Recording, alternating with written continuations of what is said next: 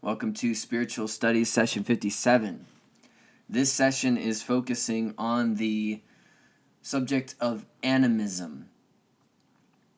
This is going to cover the idea, the question being what is. So it's not about tying it to specific traditions as much as it is getting the idea across and how this will elucidate, clarify the nature of religion, and of course, as has been said many times in the course, the beginning of all religion in human society. Essentially, from the get-go, it is to say that animism is the belief, the knowing that everything possesses spirit or consciousness or sentience of its own right. This philosophy is extended to all manner of plant, animal, and seemingly inert matter. Everything is conscious. Everything has a soul. When saying animism, it's coming from anima, meaning mind, soul. This, of course, is extended to spirits or supernatural beings. Everything is endowed with sentience, meaning reason or intelligence of its own volition, of its own existence. These inhabiting personas of all things. Look at the characteristic of grass. Look at the characteristic of jade. These things have their own idiosyncratic properties. This is animism, to observe these individual characteristics. So to say it's a religion is a misnomer. Much like in the aestheticism talk, you see in religions the aspect of aestheticism, but it's not a religion of itself. It's a belief system or a way of approach. In the same way, animism is a way of approach which is frequently in hand with shamanism, but we'll get to that in time. So it's not to say it's any particular people. It is a wide range of people. Now, when it comes to animistic traditions, there is a characteristic of particularity. So when it comes to the idea that spirits are everywhere, that all these spirits are all around, even unembodied spirits, this idea leads to several taboos. Little things that you do are always observed by exterior agencies. So if you take from the wrong place, if you do an act in the wrong way, there is always witness. And this can have dastardly consequences. And this predisposition toward becoming very particular is what ultimately, to my argument, is what ultimately would become religiosity in time. And there's a delicate balance here. By the way, before we really hop in, I want to say I love this tradition. I hope that comes through. But also, much like with any belief system, there is things that we have to pay attention to of where it can go awry. And so when I bring these things up, I sincerely mean no disrespect. There is a delicate balance to this philosophy, let's call it. So why it's so beneficial, and to speak on my affection, why it's so beneficial is because everything is interrelated with this philosophy. Everything is connected via the web, so to speak. There is nothing that is a fluke. There is nothing that is different. Humanity, individuals, are a part of everything. They are not above, they are not superior, they are within this. Nothing is dumber, nothing is more, nothing is useless, nothing has less worth. This is the sort of respect of the seeming exterior world that would preserve nature in its natural state, which, as we can see, the selfishness or the superiority or the fundamental assumption of the superiority of man, it can very easily be tied to our terrible atrocity and exploitations. So, in this idea as well, all those that are the ancestors, as it's put, all those that are unborn, all these, let's just say, unembodied personas are at the center of all of existence. The incorporeal is the center of existence, and the corporeal, the physical, the matter, is the exterior of the actual existence. So when I say this, we're already getting a hint of what also goes into animism, and that is a fundamental belief in the unseen. There is the seen, which is, right here, but then there is all that is unseen, and these things are contingent on one another. They involve one another. There is a duality, or also a non-duality to it. Whew. So this spirit world, this unseen place, and I say spirit world, but just say unknown, just say that which is beyond perception, and is that more palpable to a modern audience? But if I say spirit world, then all of a sudden this seems, right? And these forces that come from there, and these forces that originate from there, or juxtapose from there, inhabit the forests, inhabit the characteristics of the metaphysical reality that we participate in.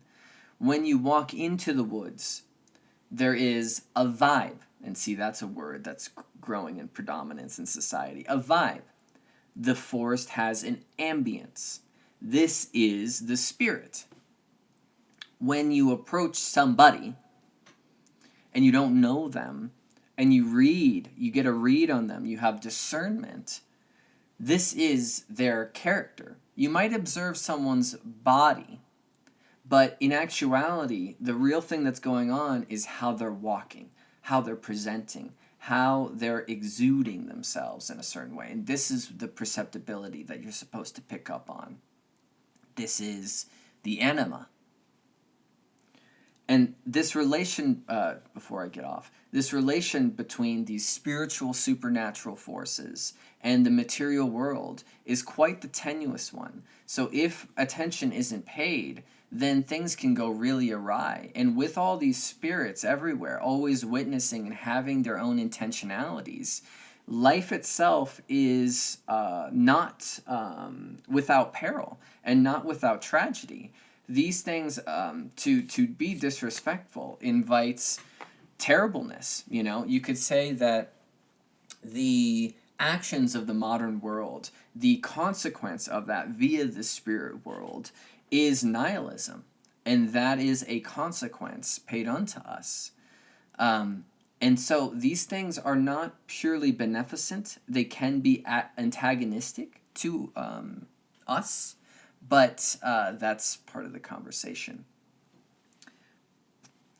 So this interconnectivity is why in original human society there were offerings, and still are offerings when you go to pray to the Virgin Mary and bring a rosary. This is rooted in animism. These offerings are to pay respect to the unseen.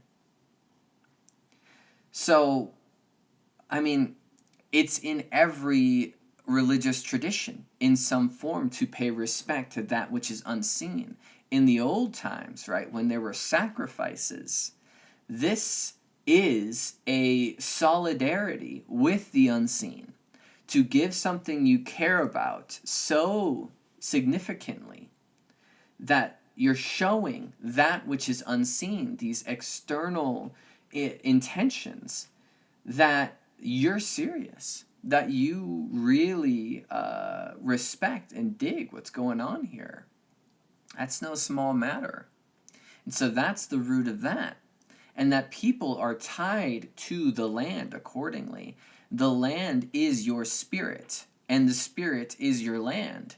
So all that is around you feeds you, supplies for you, and it's your home, and that's why you respect it. You come from it. So why would you not respect it, much like you ought to respect your own mother? And that's the tie. Mother Nature, she who provides for you. Why would you not treat your mother appropriately? Why would you not offer your mother things? Why would you not love your mother? And so this land connection is also a connection to the indwelling spirits. And so in all these different traditions, you saw all these local deities, you know, these protective deities, or the deities of the land. I mean, Athens is Athena.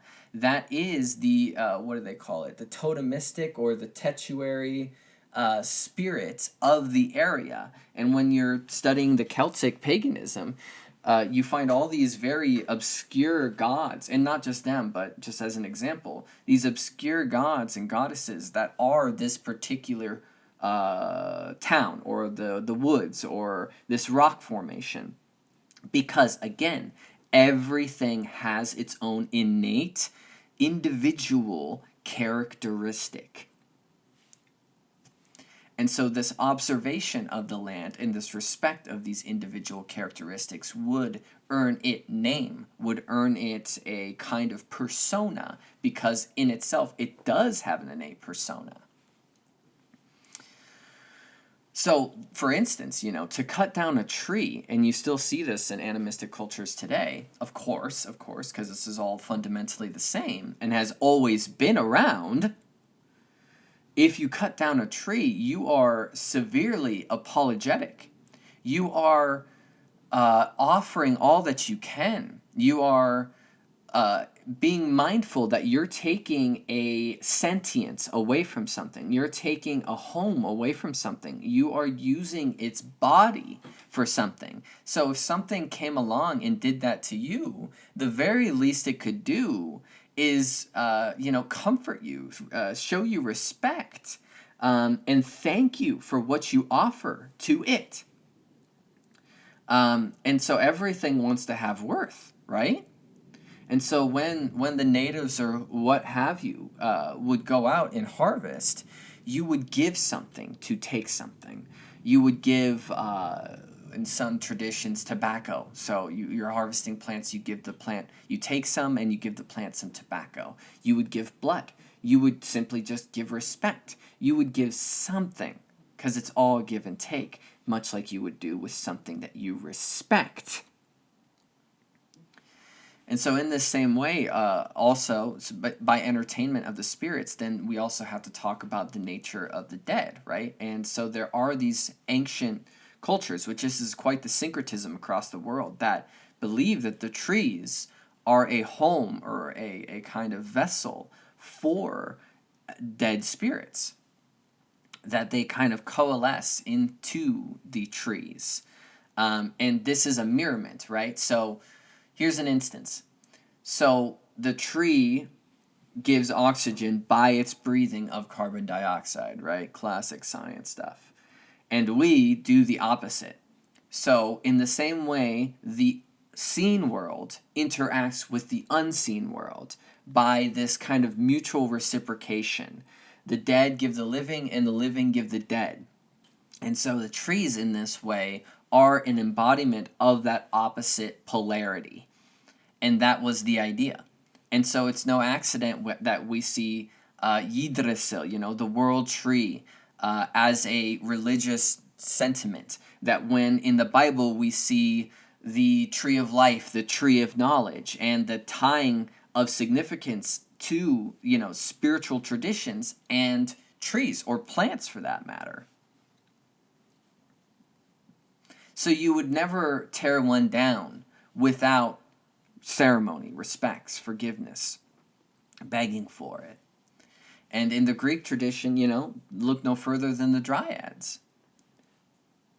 And in the same way, too, particular plants, right? There's Mother Ayahuasca that would earn its own deification, its own name, and its own characteristic within the storytelling of the people. Or, that the spirit of the cocoa shrub or the coca shrub or what have you, these particular, the soma, right, of the Vedic tradition. These are all instances of giving that individual characteristic an embodiment through deification. And so to worship it or to offer it things is to respect its essence.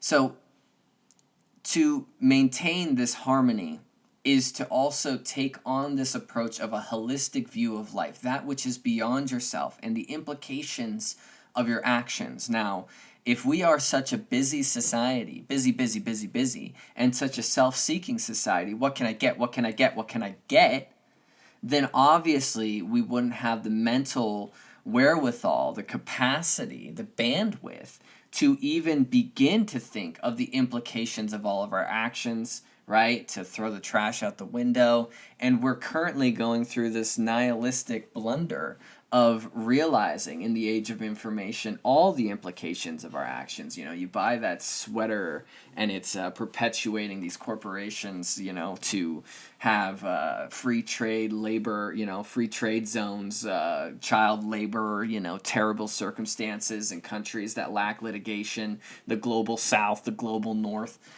yada, yada, yada. And this is just to say that if you could manage to keep a mentality that, that is which beyond yourself, a actual consideration of the implications of your actions, this is a very, very different world. Holistic. Now, when it comes to this particularity aspect that I mentioned earlier too, we find it in the instance of in especially ancient China and even modern China, certain taboos exist about the number 4. Being that it's correlated or sounds very similar, I believe, to the word death, she. And then, of course, that's very strange, too, because in the Native American traditions, I believe the Navajo in particular is what comes to mind with immediacy, 4 is a very sacred number. So these individual cultural idiosyncrasies of past events or linguistic tangles or whatever that leads to these particularities has given the rap of modern societies to point to more folk traditions and be like, look at how silly that is. Oh God, they're superstitious nonsense people. But this is the idiosyncrasy of culture. I mean, how many things could be pointed out by other societies, other cultures about how asinine certain modern Western traditions are. Especially with the lack of respect thing. Another part of this, too, that ought to be considered is transformation. And this kind of bleeds into the afterlife conversation as well. That these spirits are kind of a tenuous thread, almost like string theory, between different forms of beingness. So these spirits can take the form of an animal, can take the form of a plant, can take the form of a human. And we see this as it went into polytheism in shapeshifting, and we had a big session on that earlier in the course, which is still one of my favorites to this day. Where, if life is a reoccurring thing, that when something dies, it gives nutrients to other things that gets passed along into other embodiments, and subsequently these embodiments have a inner persona, archetype, then it's completely feasible to see in your observation of nature that there is a recursion, especially since we live through years. And since by virtue of living through years, we see seasons fold into each other. And in the same respect, if we are nature, why would we not do one and the same?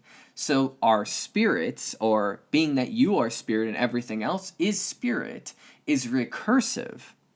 and sometimes can take the shape of a plant, sometimes can take the shape of an animal.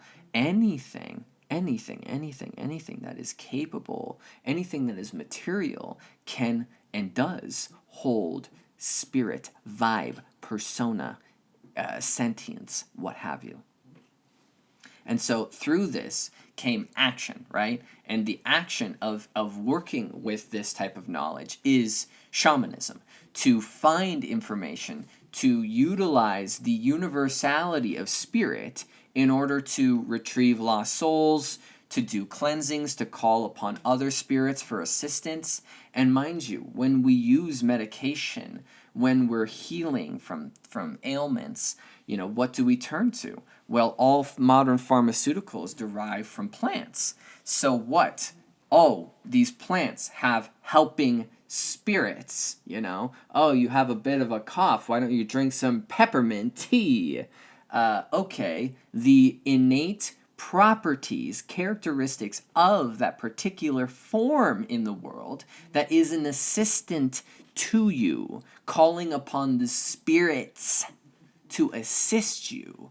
Not too far from shamanism in a certain regard, with a certain leaning of the mind.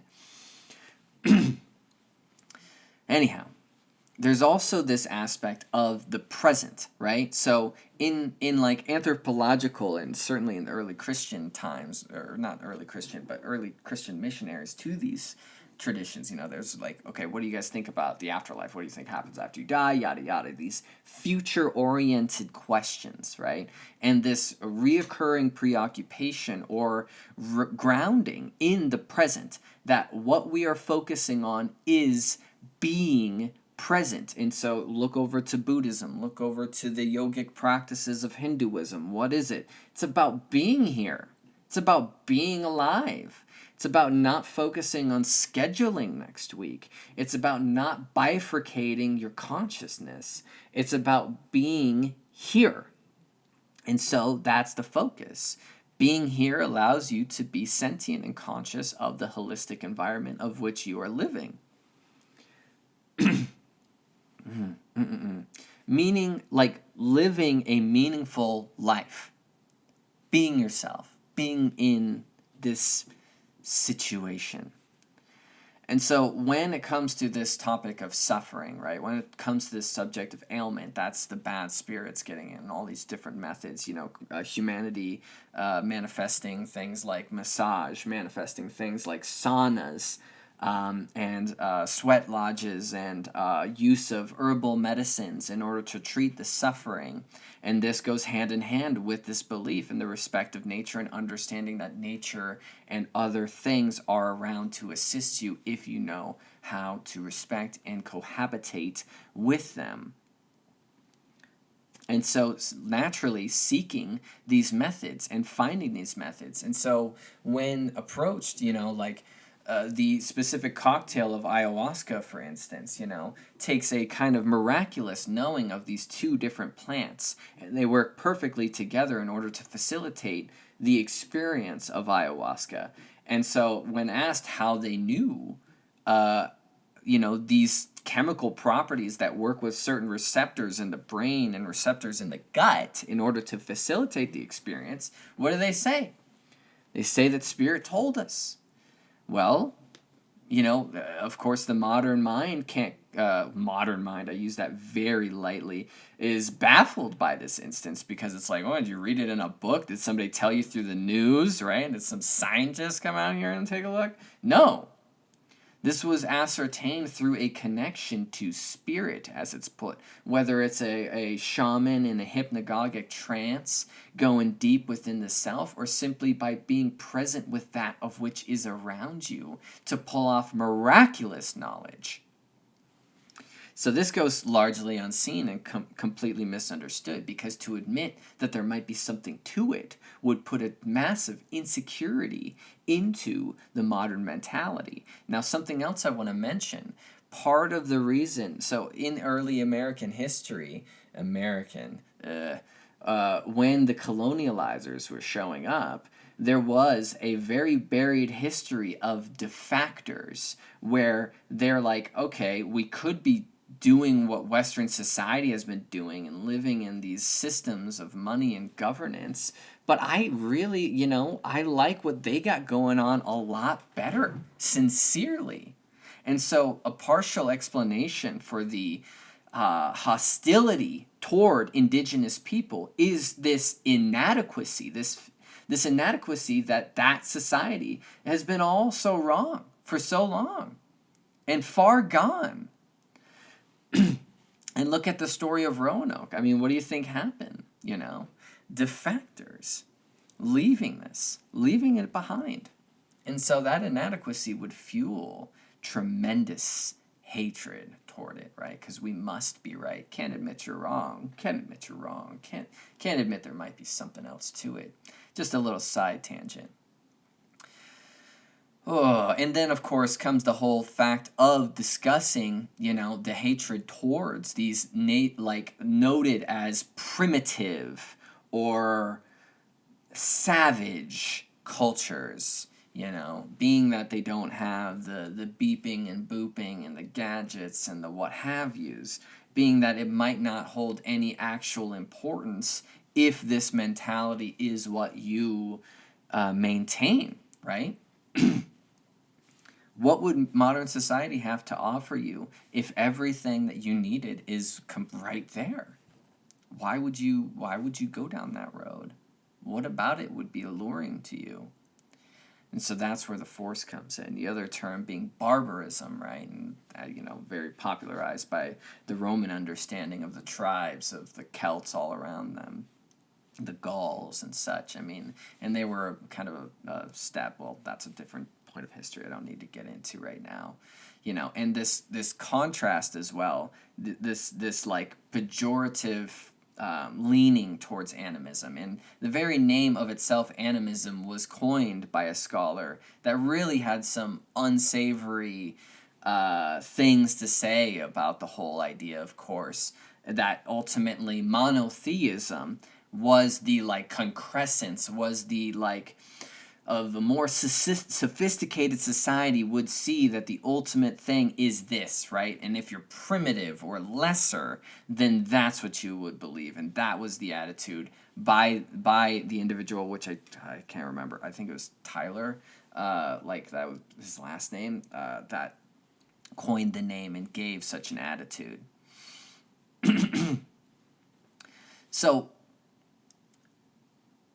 the aspect or the idea as well that I want to touch on briefly of monotheism being this utterly unique thing that was birthed out of the world eventually as it crawled out of the mud of animism to polytheism and then became this concrescence, of monotheism, shining beacon above all that was before it, is plainly wrong, is plainly dumb, because you do see monotheism per se very abundantly in the animistic world. You have the Great Spirit, you have the Supreme Being. You've had several concepts throughout several traditions of that.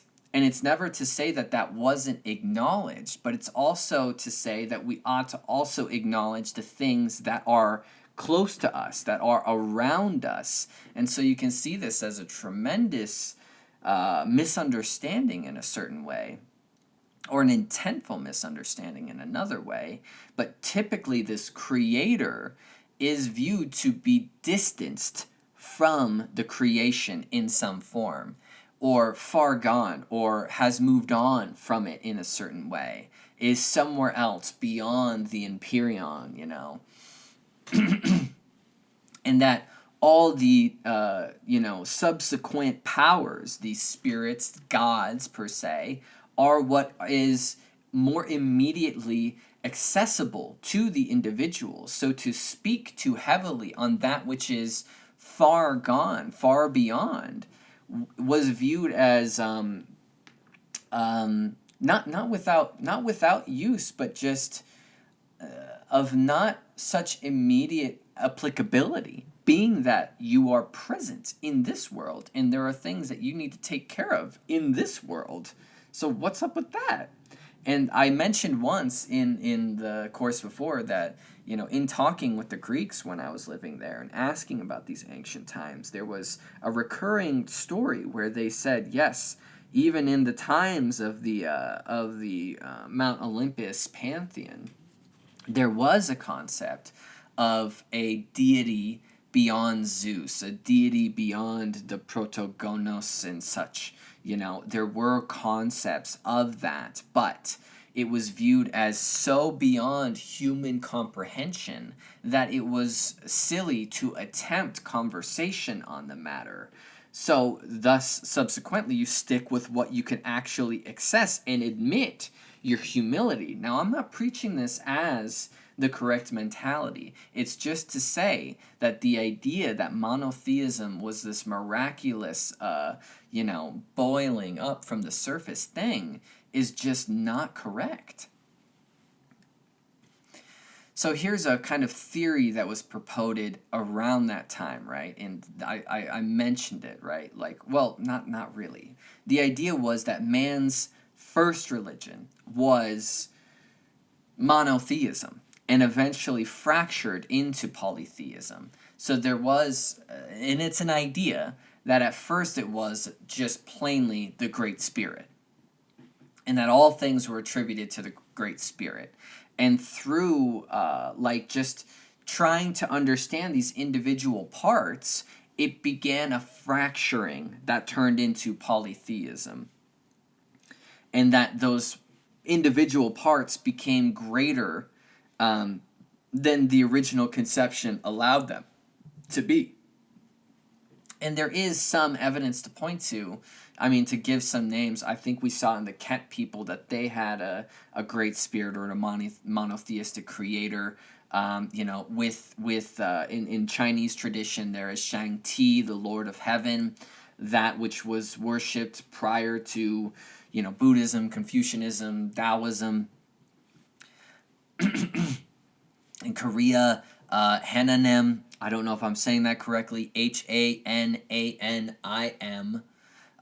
The Gadea people of Ethiopia having Magano, several native traditions that speak on the creator, and frequently that subject too, where there was the creator, and I believe it was the Hopi, there was the creator that did some stuff, but there was also Spider Grandmother, and that creator kind of stepped into the background, and Spider Grandmother stepped up. I mean, over and over and over again. And then the fracturing, right? Which the fracturing we more see outside of the animistic, or who we would call animistic traditions in the modern day, who eventually became pagan, or what we call pagan in the modern day, would have been subject to what I'm talking about, this theory of the fracturing of monotheism into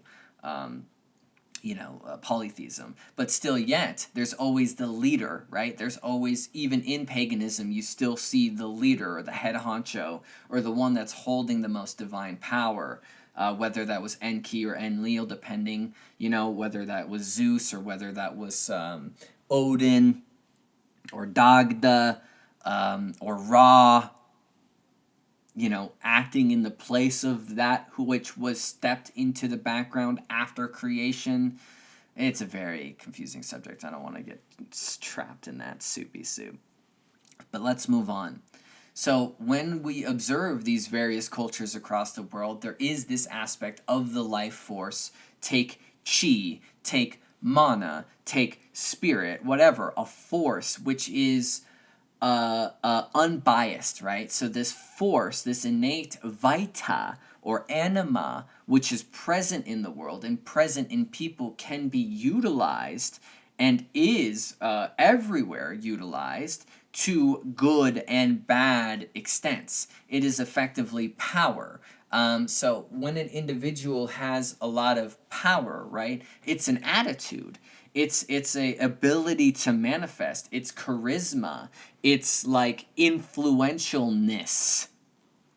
Or, someone who has a tremendous gift in getting along with animals or understanding nature, or an innate talent of such. This would just be understood as mana, an abundance of chi, or whatever. It depends on the particular areas. I don't mean to wrap them all together as if they're exactly the same, but it's fundamentally the same in the sense that it's a otherwise unseen force that is present in the world, which, to certain scoffers and cynics of contemporary culture, be like, ugh, unseen, untestable, right? Ugh. But, of course, gravity wouldn't be questioned, being that it's unseen, rather unobservable, being that the only reason it could be observed is through math or maybe through gadget, right? And so it's like maybe you just don't have the right gadget, right? You can't admit that there might be something unseen. Yeah. So this aspect of this force, too, would substantiate God in a certain way, right? God in the sense of, or gods, where they have a lot of this force, they have a lot of this spirit, whatever they is, right? Like, for instance, Mother Earth, nature itself is quite powerful. And being that it's quite influential, it has great mana, it has great spirit, that of which is beyond any grasp of an individual human, the Mother Earth. And that she is a living entity, being that this is animistic, right? She is sentient and responds and has things to say, if you know how to speak her language, that is, or if you're not cutting yourself off from that language, that is. So the hills, the mountains, the woods, the caves, the sky, all of it.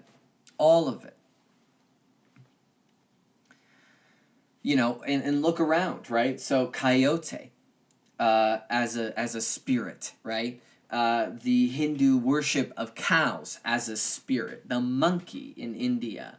The particular plants, depending on the culture. Which particular thing deserves our reverence?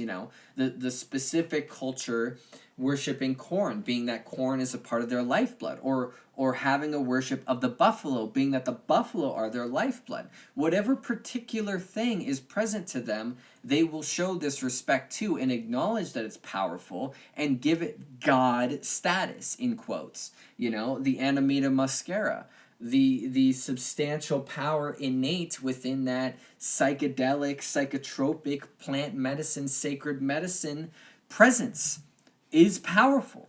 Mana, chi, spirit, force, essence, influence, grip.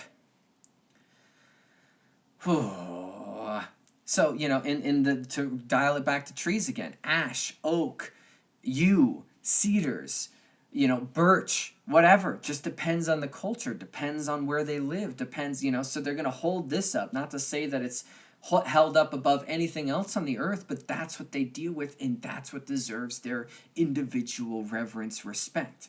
And in the forces of nature itself, how it blows winds, how it has actions, how it has words, this would form ideas of these like more liminal names, like gnomes, fairies, trolls, hidden folk, nymphs, whatever. These are the particular aspects of the greater forces of nature, and given distinction through name and their own innate characteristics. So you could view this as this idea of the supreme God, right? To observe that there's something greater than us, in our earliest of history. But then we observe all the particular ways that it happens. And in these particular ways it happens, we want to designate these particular ways that it happens. So then come these lesser gods, so to speak, which depend completely on the region, which depends on how we ought to live on this world in this particular place. In this specific area. And that's why, for instance, Moloch would be a negative deity in the Middle East, being that the sun wasn't such a nice place when it's so hot and dry. But then you go over to another tradition where the sun is revered because it's nice and cold.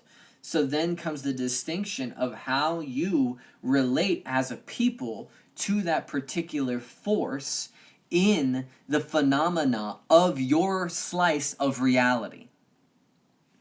So no problems here. It's completely natural that these things would arise. Another mention that I want to get to is that mention of the ancestors, right? So all those who have passed are viewed as being an assistant to the existing phenomena. So those who died are not gone because they are a part of the forces of nature itself. You are the forces of nature, so they are as well. So to call upon the ancestors, to call upon the vibe, the ambience of someone who's passed, that is accessible because, again, it is viewed to be at the center of creation and is always accessible because the spirit world is here. It's not far away. It's not somewhere else. It's here. And so this playing with these unseen forces is what would subsequently become the cultural topics of the evil eye, of spells, of incantations, of witchcraft, of magic. Working with these influences, these forces, these archetypal aspects to existence is all this woo-woo stuff that would become just bastardized in time, and we all know who did it.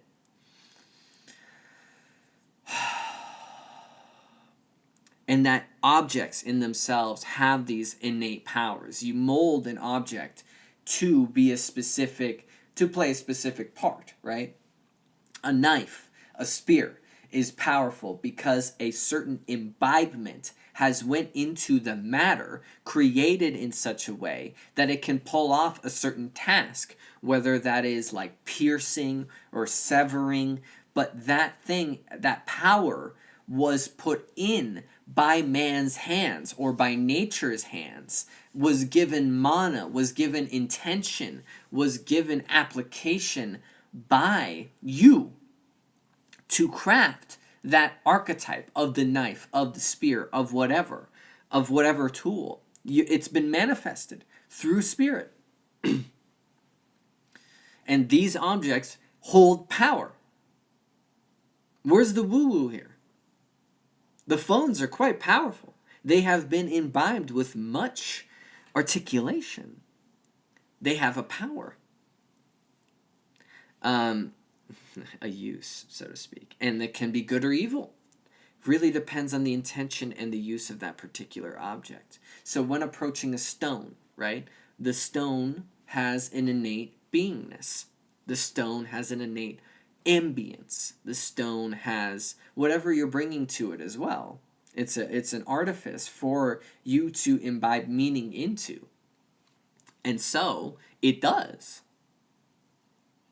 Anyhow, there's also a tremendous conversation, which I wish I could get into more because it would tie into Carl Jung and all of his amazing, I'm a big fan, and I should do a subject on that at some point.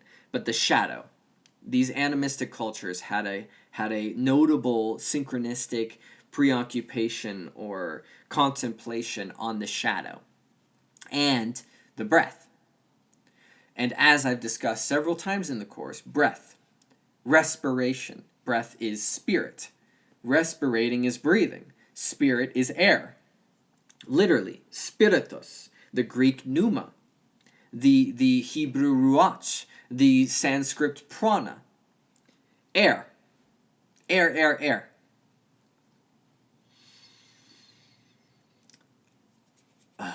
The shadow, as is witnessed across cultures, notably you can find it in classical Europe, South America, Tasmania.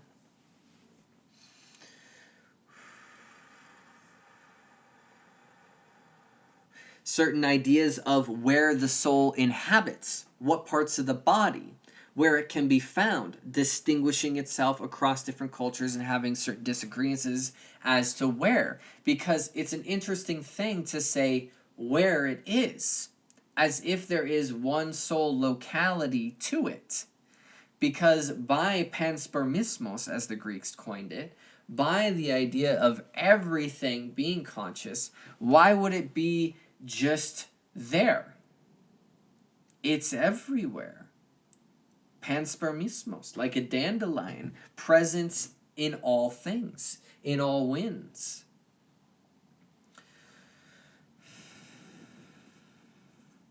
So I want to put on a little, I want to put a little time to re-mention this aspect of the shaman and how this naturally comes from this conversation.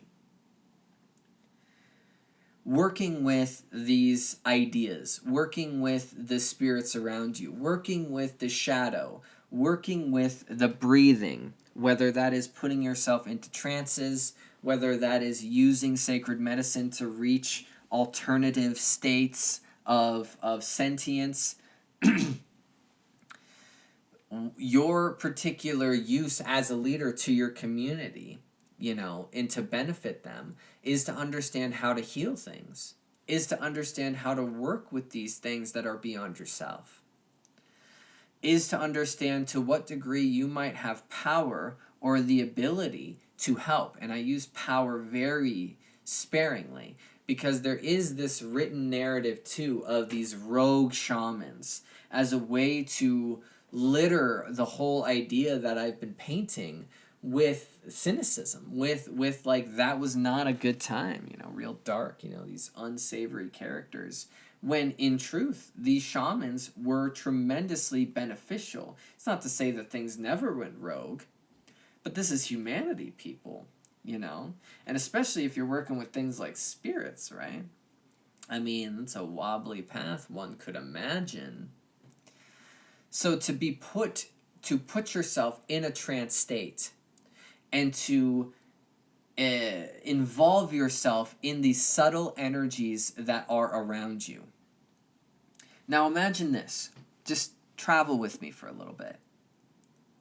If you sit right now and you slowed down and you took a moment to just focus on how that seat, or if you're laying, right, how that couch or whatever is below you, that sensation.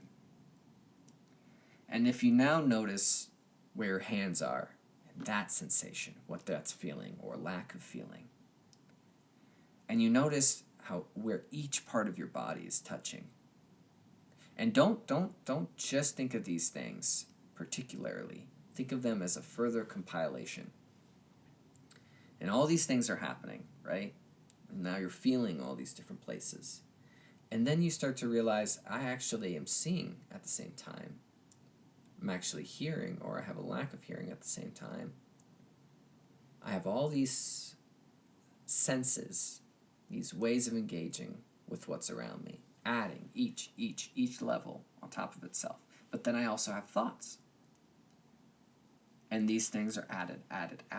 And the pleroma, the holistic nature of all that you're experiencing at all times. To imagine that you could put on this sense in trance, in deepness within yourself, like you're dreaming. That's the nearest analogy I have. And this is a way of reading that subtle energy, of doing what the shaman does, of being present.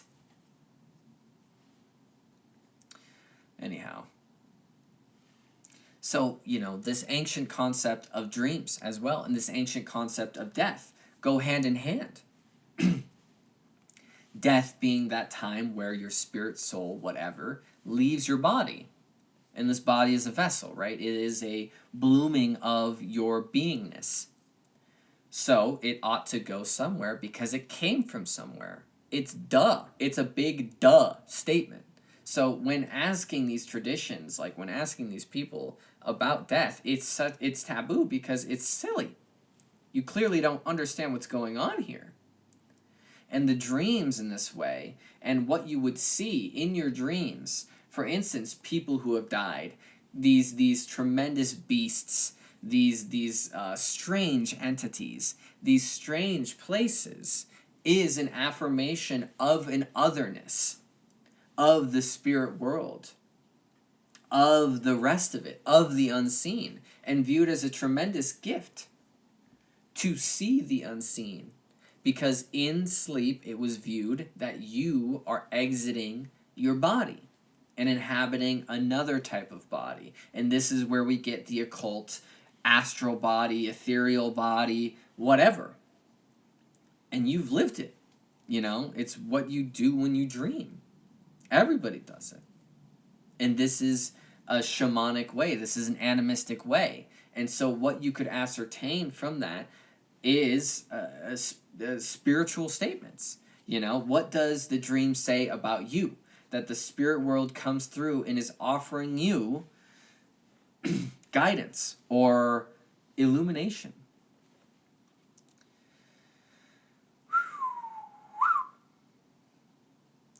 Objects are in dreams, rocks are in dreams, landscapes are in dreams, people are in dreams, all these things in dreams. Where are these things?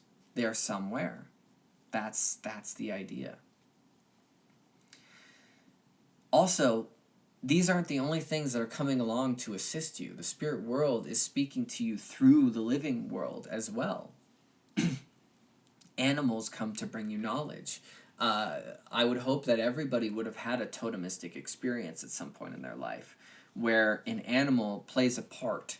You know, it comes from the woods. It has a particular attention to you.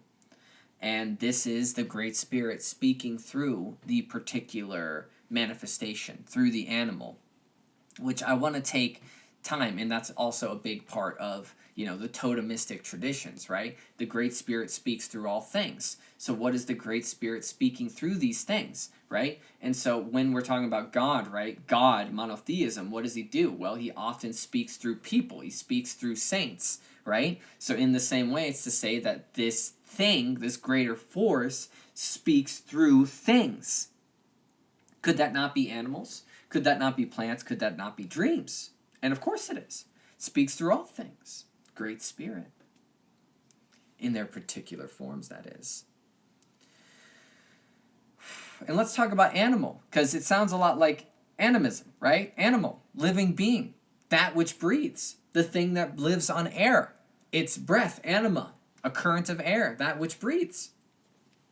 Which we can apply it to the underworld, like underwater life too.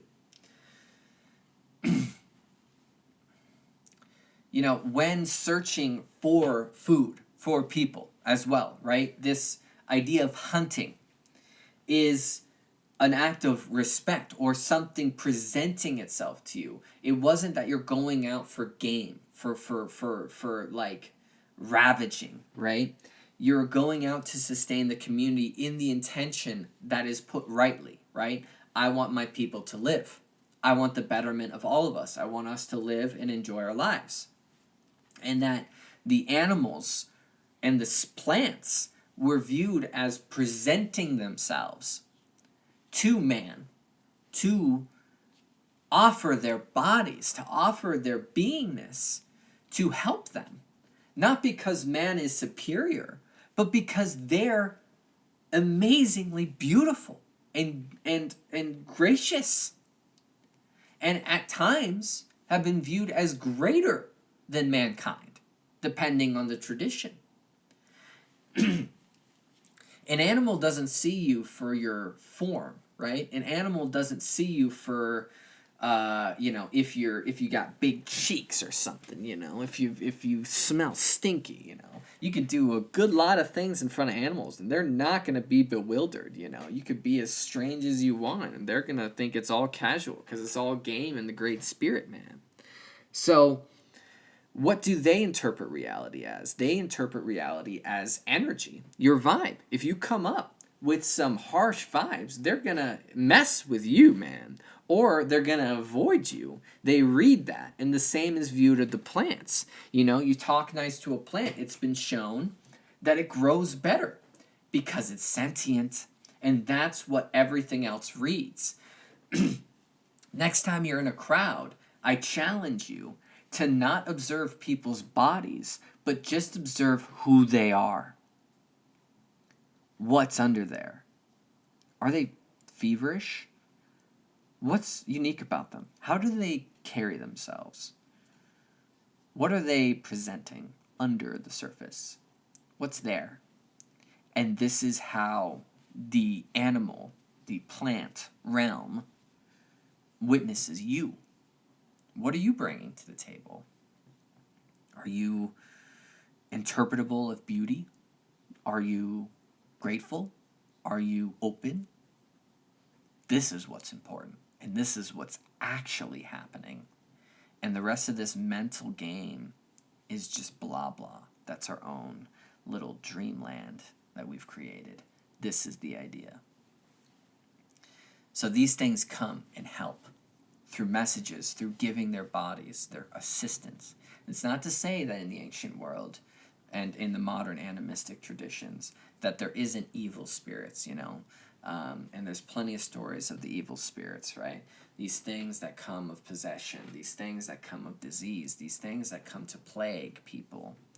And these things ought to be expelled, banished, transmuted in some form, because they are also present, and why life becomes so tenuous, and why we're so grateful when plant spirits, animal spirits, whatever, come to help us, why the ancestors come to help us, because these things are also here, and that is also a part of this story. And also to reoccurringly, you know, show the importance of why shamanism blooms naturally from animism. Because there is a presence of the shadow of the darkness of man and the darkness of beingness, that everything casts a shadow. Everything casts a shadow. Okay. So,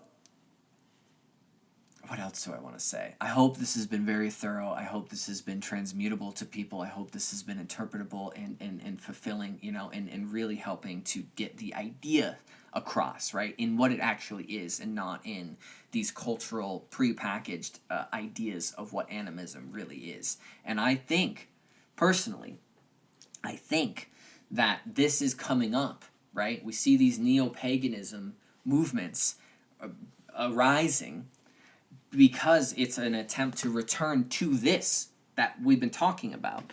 And that thisness that I'm talking about is this respect, you know, and is this idea of the unseen. And this respect, mostly in the neo-paganism movements, is an attempt to rekindle nature herself, is to try to fix the wrong that we've been in, you know, to wake up to what we've been doing as a species and how far gone we've become. And so, of course, these natural movements will arise. But neo-paganism is almost a half step, because what's really the sauce in this equation is this animistic mentality. Now, it's not to say that paganism doesn't contain it, but it's also to say that paganism, as we call it and as it is illustrative in the, you know, history of thought, has a different kind of flair to it, when actually what it's really about is this panspermismos, is this universal consciousness seed, kernel at the center of it all. And, you know, this is not gone. There are still guides to this mentality that have been here forever. Like, throughout the whole story of mankind, always been here. Always. Attemptedly eradicated by what's been going on, but it's always been here, nonetheless. You know, in Sweden, in the Philippines, in Papua New Guinea, in Indonesia, in the Dominican, in the native traditions, in the aboriginal traditions, on, in Africa, in Zambia, in Congo, in Gabon. And this is not an extensive list. The plurality of the soul, the plurality of consciousness, the plurality of spirit, of vibe, of ambience, of beingness, the infinite differentiation of beingness. So, I think it's tremendously important to consider why we are talking about this now, at this point of history, and why there's a certain renaissance to acknowledging these ancient beliefs. And personally, in my observation, I've seen more discourse on native traditions and of native people, and acknowledging the history of these people is becoming ever more spoken to, given lip service in society across the world and not just in the States. And I think this is tremendously beneficial. And this is where it ought to be going. And ultimately, it is to get back to this seed, to this respect of all that is beyond you, of the consequences of one's actions, of the beingness beyond you, and to rid ourselves of this narcissistic, egotistical, close-minded, bull-eyed autopilot that has been the driving modality of Western culture and globalism. There has to be, it's kind of like a nut up or shut up thing, shape in or shape out at a certain point. And at the very least, even if it all ends up being rather underwhelming, this is naturally what we ought to be talking about, and what naturally this would arise. And I hope it goes full send. And it's not to say to plunge the world back into the savagery. That is far gone, man.